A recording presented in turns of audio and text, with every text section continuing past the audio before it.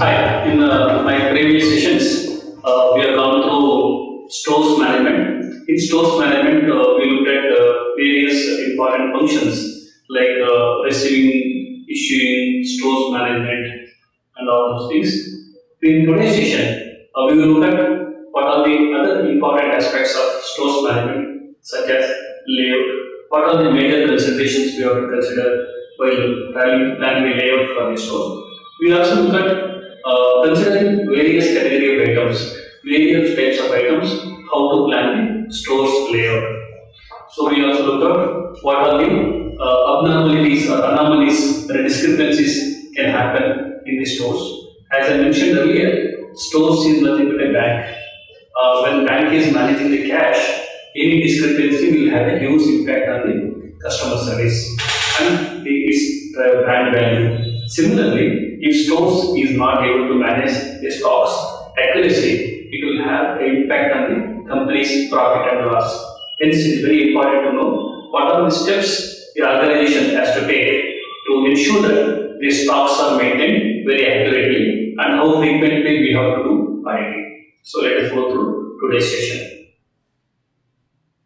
In today's session, we will go through the topics what I have mentioned. After going through the topics, we should be able to, by end of the session, we should be able to be clear on topics like operating practices in the stores, mainly the receiving, issuing, and store management. The method to control the surplus. This is not very important. When you are maintaining the stocks, accuracy of the stocks is very important. The better the accuracy, better is the customer service, better is the organization to achieve its targets, better is the control on the profit and loss.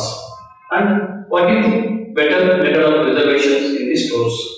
And what are the different functions inside the stores? All these activities will be able to have a clarity by end of the session. Housekeeping is one of the very important things in the stores. Stores is indicator of how clean or how good is the company.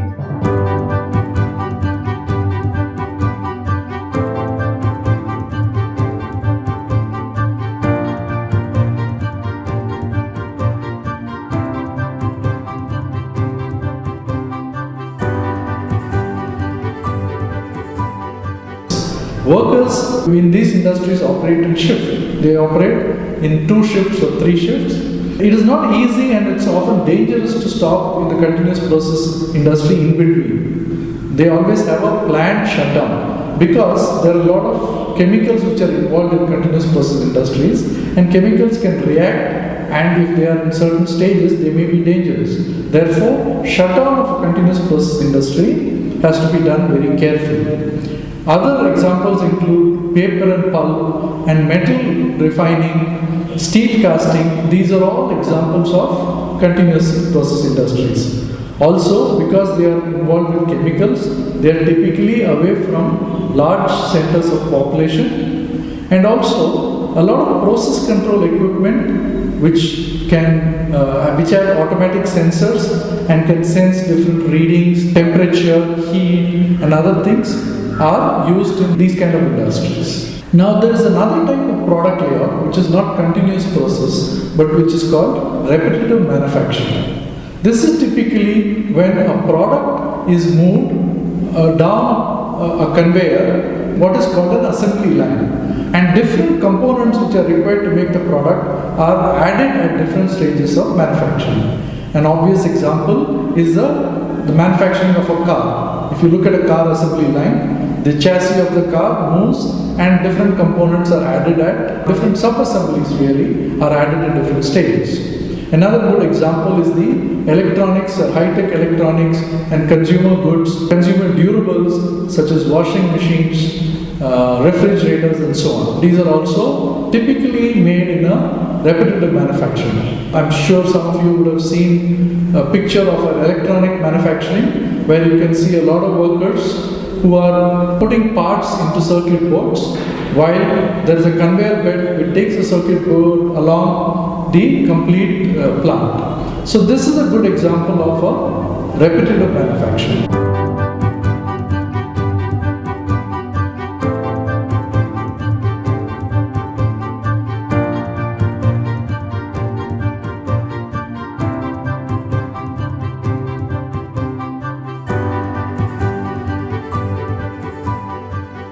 next 2-3 slides are going to talk about how a purchase order is designed, how it looks, what are the important information which are printed there. We just mentioned a company's logo is printed wherever convenient. That is to give a kind of a confidence that yes, I am getting from the right company. Supplier gets pride in that. Of course, there has to be a PO number, a purchase order number, purchase order date, which are all very, very important.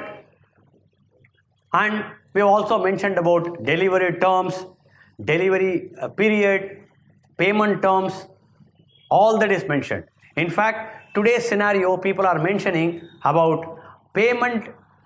What is the mode of payment also is being mentioned there, because today the electronic fund transfers have come. People are likely to use it in a much, much bigger way. So they also give the SWIFT codes or whatever the banking requirements, that is also being mentioned. In the address column, of course, there has to be the address of the supplier, there has to be address of the buyer, so that legal requirements are fulfilled.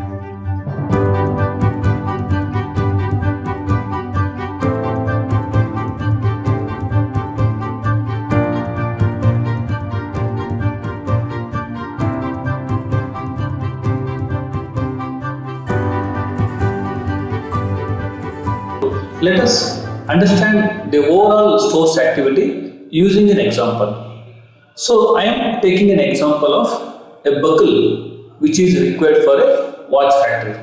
Let us look at any watch factory in India. So we cannot consider HMT because it is almost closed. It is no more valid. So let us look at Titan company.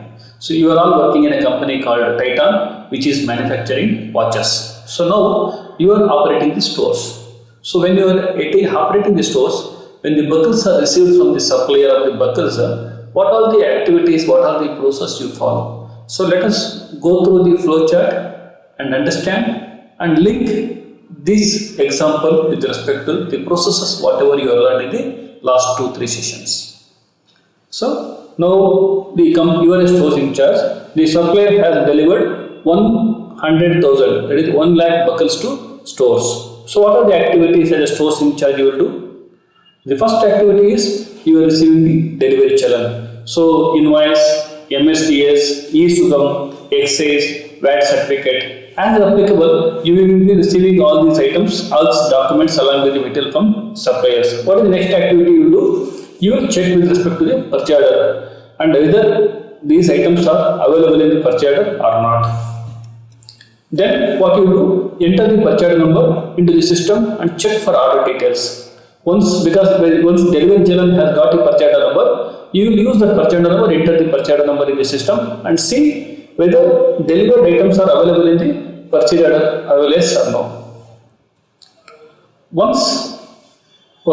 Companies that do not have a system will have to file the purchase orders for internal reference. Normally, most of the companies have got an online system where you can enter the purchase order and you will get the reference. But very small companies who cannot afford to have integrated systems, sometimes they can have all purchase orders filed and you can use that file as a reference document.